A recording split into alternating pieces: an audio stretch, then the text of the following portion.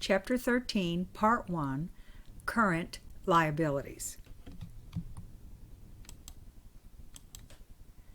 Liabilities. Their characteristics, the ones we're talking about, well, actually it applies to all kinds, are future sacrifices of economic benefits, arise from present obligations, result from past transactions or events, recording current liabilities. We should be recorded at their present value when they're current. Except liabilities payable within 1 year, which are ordinarily recorded at maturity amounts. Interest calculation.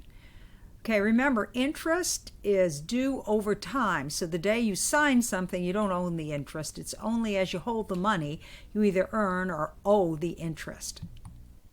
It's a return for using lender's money, stated in terms of a percentage rate to be applied to the face amount of the loan. The calculation is the face amount times the annual rate times the time to maturity. That's usually number of months. So remember, the face amount times interest equals your annual interest expense. If it's not for 12 months, then you have to take that into consideration and adjust for the actual number of months it's owed. So if it's 3 months, it would be 3/12. Now, an example. On September 30th, 2021, Mike Corporation got a short-term line of credit for $20 million. On October 1st, they issued a 9-month, 12% promissory note. So, what is going to be our journal entry on September 30th? Nothing, because you don't record a line of credit. You might put it in the notes of the financials, but because it's not owed until you actually draw on the line of credit. October 1st, you're going to record the notes payable. December 31st, you have to accrue 3 months of interest because 3 months have gone by. So remember, it's not the face of the note times the interest. It's the face of the note times the interest times the number of months that have gone by. When it's due, you're going to take the notes payable off the books. You're going to book the interest payable. You're going to book the additional interest expense for the 9 months, and then you're going to credit cash. Now, what happens if instead you pay the interest up front? This is called a discounted or non-interest bearing note. October 1st, September 30th, again, we don't do anything when we get the line of credit, but when we actually book the notes payable is going to be the face of the note. The discounted note is going to be the face of the note times the interest times the number of months, and that's going to be discounted note. And if you notice, you receive less cash because they're taking out the interest in advance.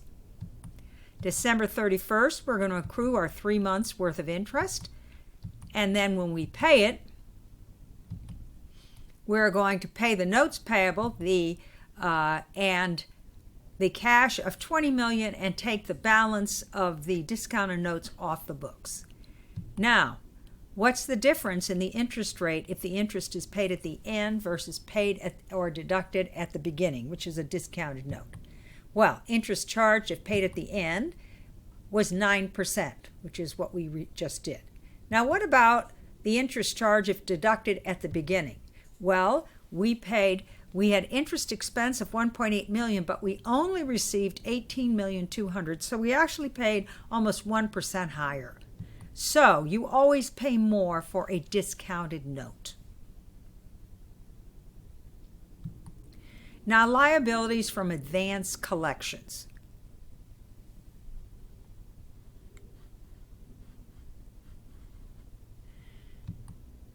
We have advance collections, we have deposits, refundable or advances from customers, we have gift cards and collection for third parties.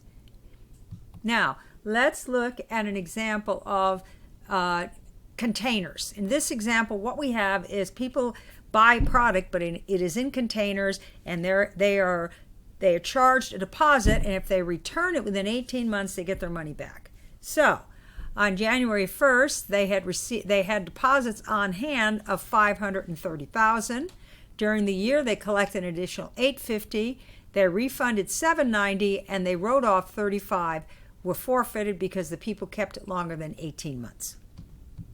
So, deposits collected would have been cash, liability refund, containers return, we'd take it out of the refund and credit cash, and then the forfeitures would be booked as revenue, but also taken at cost of goods sold. And if you notice, the revenue matches the expense, so these are like a wash.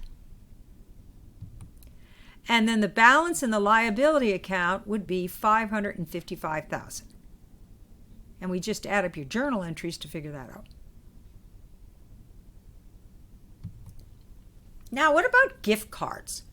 Okay, in this case, they sold $10,000 in gift cards in June, $15,000 in July.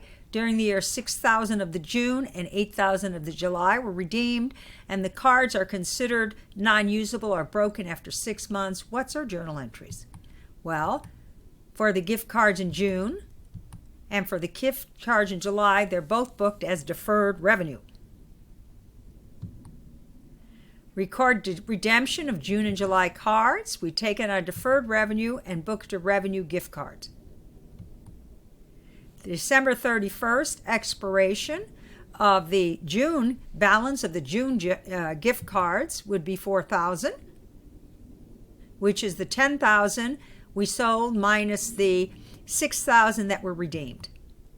So that would be that journal entry, and then the balance in the account would be $7,000. That includes part 1 of this 2-part presentation. That should help you with your homework. And if you have any questions, please email me.